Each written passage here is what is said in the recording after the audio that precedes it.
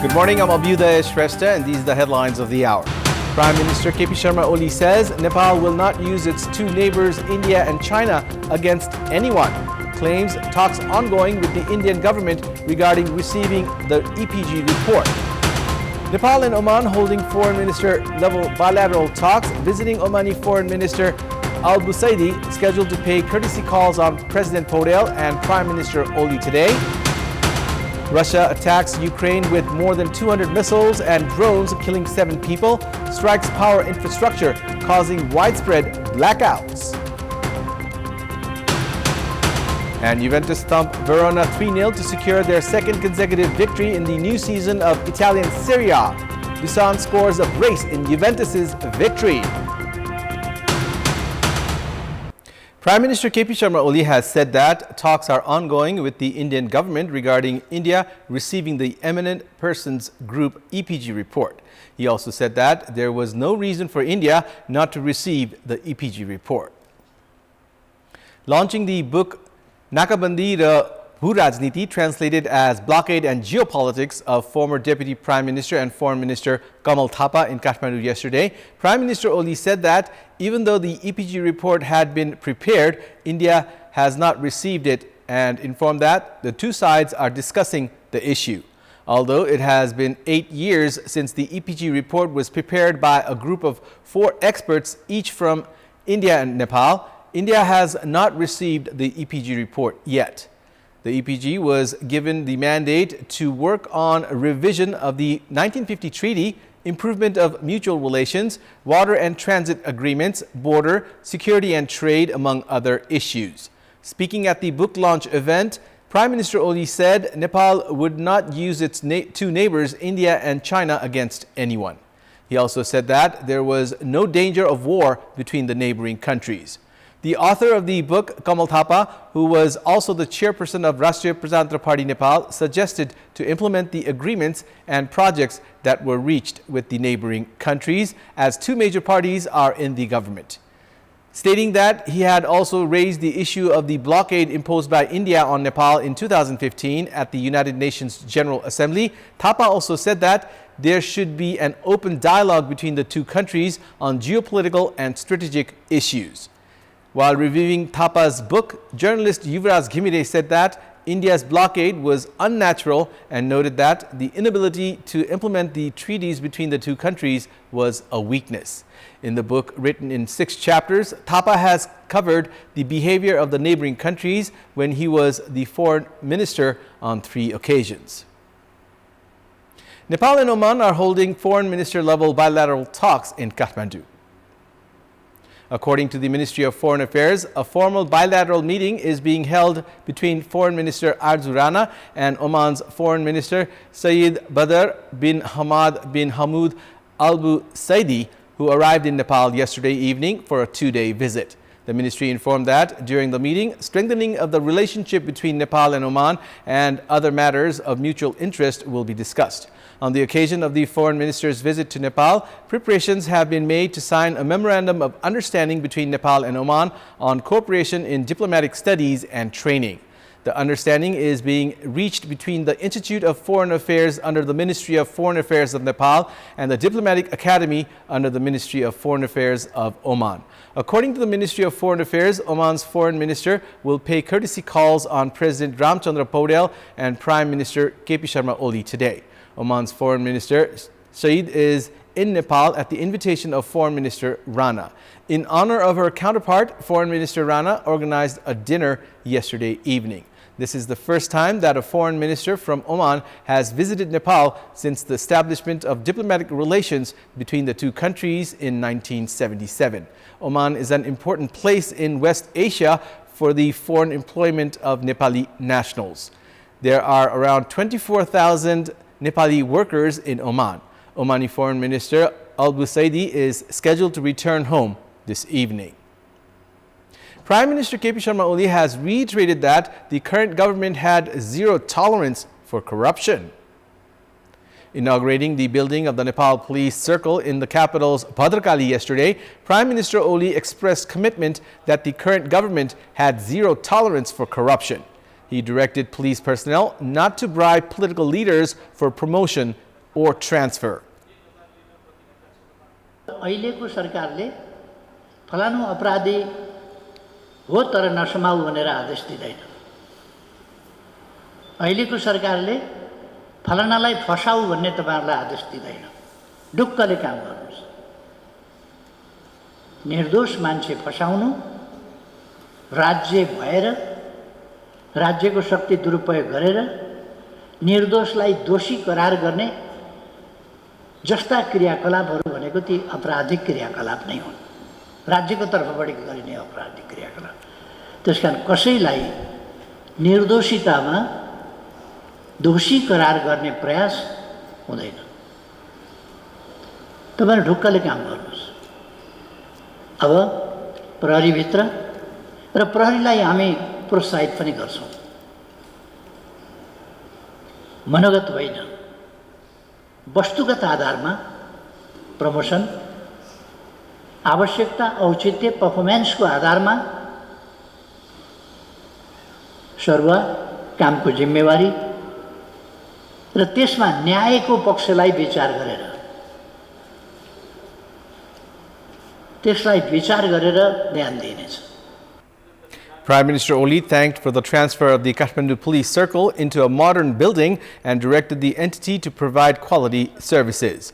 The entity that had been displaced after the 2015 April earthquake had been operating from a temporary shelter in the capital's Teku. It's now time for our segment Public Pulse, where you text us with your opinion. Public Pulse. Here's the question. What's your take on the Prime Minister directing police personnel not to bribe political leaders for promotion or transfer? Your options are A, corruption is rampant, B, effort to curb corruption, and C, take action. The voting is on. Type NEWS, select your option A, B, or C, and send it to 34001 to share your opinion with us. Citizens are losing their lives almost every day due to floods, landslides, and accidents across the country. Infectious diseases like dengue and scrub typhus are also increasing. The prices of consumable goods are also on the rise. Provincial assemblies where such problems of the public should be raised are not holding enough meetings. As the provincial governments try to run the assemblies at their will, issues of public concern have been overshadowed. The meeting of the Koshi Province Assembly has not been held since the budget was passed on 22nd of June. The Provincial Assembly meeting has not been able to sit due to political instability in the province. After the province government faced criticisms for neglecting issues of public concern, the Provincial Assembly meeting has been called for this Friday.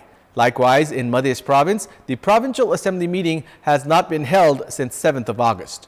Madhya Province Chief Minister Satish Kumar Singh, who was criticized for forming a 20-member cabinet, has reduced the number of ministers to 12 by removing 8 state ministers. However, the province government meeting has not been able to create an environment for the regular operation of the Provincial Assembly meeting. Meanwhile, in Bagmati Province, the Provincial Assembly meeting has been postponed indefinitely after holding its last meeting on 31st of July. The situation in Gandaki Province is no different. After the budget was passed on 1st of July, the Gandaki Provincial Assembly meeting has been postponed indefinitely. The Provincial Assembly meeting has been affected due to disagreement on political share between Nepali Congress and CPN-UML. Meanwhile, in Lumini Province, the Provincial Assembly meeting has been postponed until 9th of September next month after Chief Minister Chetnaran Acharya took the vote of confidence last Tuesday. Meanwhile, the province government has not been able to gain full shape yet. The ruling coalition parties are busy in internal politics rather than solving people's problems. Meanwhile, in Sudur Pashchim Province, the budget introduced by the previous government on 15th of June has not been passed yet due to political turmoil in the province. The government led by Chief Minister Kamal Bahadur Shah has not been able to introduce a new budget. As budget spending is at a standstill in the province, employees have not even received their salaries. Meanwhile, in Karnali Province, the budget was passed at the Provincial Assembly meeting on 5th of July. The meeting of the Provincial Assembly has been postponed indefinitely in the province since 8th of August.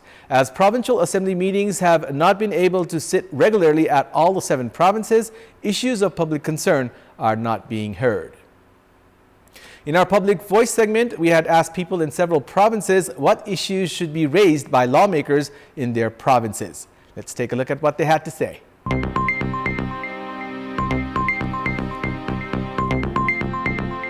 चीन र नेपालको business व्यापारको विषयमा पनि यो अहिलेको हाम्रो संसदले विशेष गरेर भूमिका खेल्नुपर्छ। धार्मिक पर्यटक स्थलको विकासको निमित्त बजेट कसरी ल्याउन सकिन्छ त्यो चाहिँ प्रदेशका संसदहरूले प्रदेशमा कुरा उठाउनु जरुरी हुन्छ। महिलाका चाहिँ हक अधिकारका कुराहरू संविधानमा लिपिबद्ध भएका कुराहरू व्यावहारिक रूपमा चाहिँ कार्यान्वयन हुन सकेका छैनन्, त्यसलाई पनि उठाइदिएदेखि अझ राम्रो हुन्थ्यो। भ्रष्टाचारले चाहिँ एकदमै चाहिँ गाँजेको छ। भ्रष्टाचारको बारेमा सशक्त रूपमा चाहिँ आवाज संसदमा उठाउनु पर्दछ। प्राकृतिक स्रोतलाई प्रयोग गरेर यसलाई उत्पादन बनाएर यसलाई चाहिँ उद्योग कल कारखाना भित्र छिराएर यसलाई व्यावसायिक बनाउनु पर्छ। प्रदेशमै केन्द्रित भएको देखेको छु मैले र उहाँहरू आफ्नो क्षेत्रमा गएर आफ्नो त्यहाँको जनताको लागि केही काम गर्नुभएको भए राम्रो हुन्थ्यो। हाम्रो क्वालिफिकेसनको अनुसार सबै युथहरूको लागि त्यो जबको अवसर प्रदान गरिदिनु पर्यो। पोल्युसन रिलेटेड प्रब्लम जसरी कि सिसिया नदी गन्दा छ त्यसको लागि कुरा गरिदिनु पर्यो। सबको लागि रोजगारको बारेमा पनि केही कुरा गरिदिनु पर्यो। विकासहरू गर्नु पर्यो। विदेश नजानु पर्यो, हाम्रो बालबच्चाहरू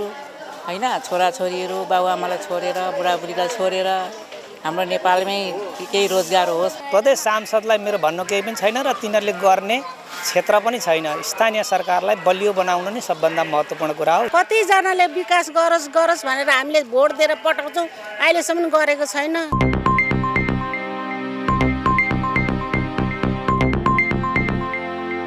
It's time now for the international updates.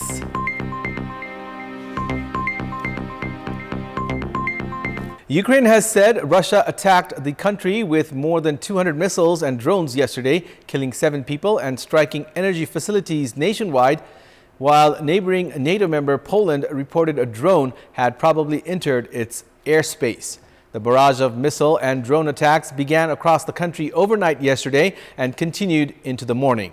Power cuts and water supply outages were reported in many areas, including parts of Kyiv, as officials said the attack, 2.5 years since the full-scale invasion, targeted power or other critical infrastructure across the country. Russia stepped up its strikes on the Ukrainian power grid in March in what Kyiv has said looked like a concerted effort to degrade the system ahead of next winter when people need electricity and heating most. Russia confirmed it had launched attacks on Ukraine's energy infrastructure, one of its long-term tactics, and said all its targets were hit. Air Force Commander Mykola Oleschuk said the Air Force downed 102 out of 127 incoming missiles and 99 out of 109 drones, describing the attack from the air, ground, and sea as the most massive of the war. According to Ukrainian Prime Minister Denis Shmyhal, 15 regions sustained damage. President Volodymyr Zelensky said there was a lot of damage in the energy sector. U.S. President Joe Biden condemned Russia's strikes and called it outrageous.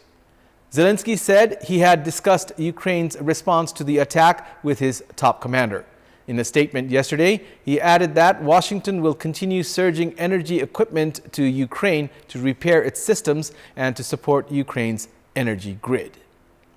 Local health authorities yesterday said the Palestinian death toll in the ongoing Israeli attacks on the Gaza Strip has risen to 40,435.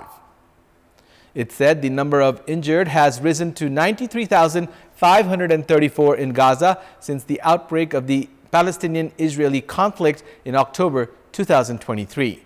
The health authorities also reported heavy casualties during the past 24 hours, including 30 dead and 66 injured in the ongoing Israeli military operations. The Israel Defense Forces said that they continued the military operations in Khan Yunis, Deir al-Balah, and Rafah, where they killed dozens of Palestinian militants, dismantled some military facilities, and found a large number of weapons. They also destroyed an underground tunnel about 700 meters long in Deir al-Balah. The official Palestinian news agency WAFA said 4 loud explosions were heard after an Israeli drone targeted a house in the camp in West Bank city of Tulkarm. Israel has not immediately commented. Clashes in the occupied West Bank have risen sharply since the start of the Gaza war last year, as Israeli forces have stepped up operations against armed militant groups, including Hamas and the Iranian-backed Islamic Jihad. The United Nations yesterday said surging waters have burst through a dam, wiped out at least 20 villages and left at least 30 people dead in eastern Sudan, devastating a region already reeling from months of civil war. Torrential rains caused floods that overwhelmed the Arbat Dam just 40 kilometers north of Port Sudan, the de facto national capital and base for the government, diplomats, aid agencies, and hundreds of thousands of displaced people. Citing local authorities, the United Nations said the homes of about 50,000 people were impacted by the flooding, adding that the number only accounted for the area west of the dam, as the area east was inaccessible. The dam was the main source of water for Port Sudan, which is home to the country's main Red Sea port and working airport, and receives most of the country's much-needed aid deliveries. Sudan's dams, roads, and bridges were already in despair before the war between the Sudanese army and the paramilitary rapid forces began in April 2023. Both sides have since funneled the bulk of their resources into the conflict, leaving infrastructure badly neglected. The health ministry said some people had fled their flooded homes and headed to the mountains, where they were now stranded. The government's rainy season task force said 132 people had been killed in floods across the country, up from 68 2 weeks ago. According to the United Nations agencies, at least 118,000 people have been displaced by the rains this year. That's all for the moment. Thank you for watching. Have a good day.